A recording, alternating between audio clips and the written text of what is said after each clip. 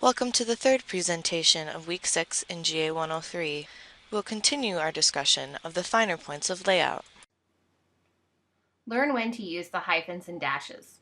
Hyphens, N dashes, and M dashes are frequently used punctuation marks that are just as frequently misunderstood.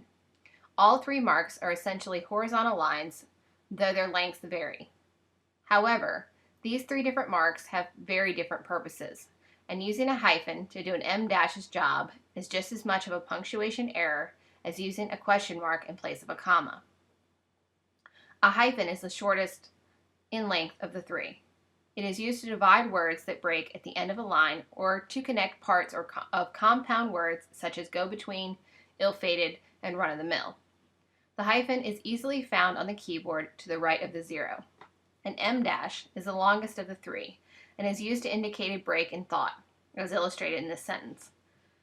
It can also be used to separate a thought within a sentence, such as this one, which would then require an M dash at the beginning and end of the phrase. The N dash, which is shorter than an M dash and longer than a hyphen, is used to indicate a range of values, such as a span of time or numerical quantities, similar to using the words to and from. For example, 9 a.m. to 5 p.m., Monday to Friday, or ages 5 to 8. Don't use the default leading on the computer. Often, depending on the typeface, the leading can either be too tight or too wide. You always want the proper leading, and the rule of thumb is 2 to 4 point sizes larger than the type size. Don't cross type over hard lines. See here in the first example how the type crosses over the red arrow. This is hard to read and distracting to the viewer. The layout on the right is much more appealing and much less distracting. Don't stack type, turn it on its side. When running type vertically on a page, make sure to rotate at 90 degrees rather than stacking the letters on top of each other.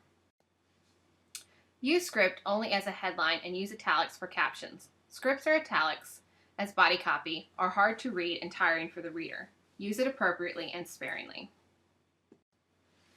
Use script sparingly. Because of the decorative nature of script type, while it can add elegance to a design, when overused, it is hard to read and tiring for the viewer. When layering type, the rules of hierarchy must be used in terms of color, weight, and size.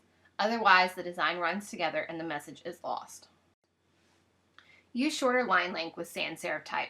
Because it is thought that sans serif type is harder to read, we use shorter line lengths to make the readability easier on the viewer. Watch your choice of red. Red must be light orange red to avoid blending into a dark background. Pure red will not work and will often vibrate with the background. Avoid tension points, which are places where the type comes too close to the image or sides of the page. See these areas circled in red. In your layout, the color black, for example, an image from Photoshop with a black background, will not match the black in Quark in Designer Illustrator.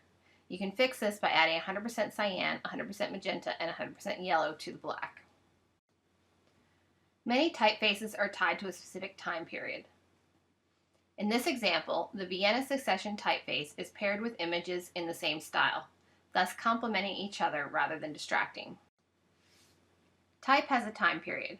This 1920s typeface matches the work of author Virginia Woolf, who became famous during the 20s. Choosing time period appropriate typeface is key. Use white type on color bars to make it stand out against a color photo. Use lines or rules to separate copy. This will help to give the viewer a visual cue to the separation. This concludes our lecture. This week we briefly covered how to import images into InDesign and some tips and rules of good layout and design. This lecture will continue in week 7.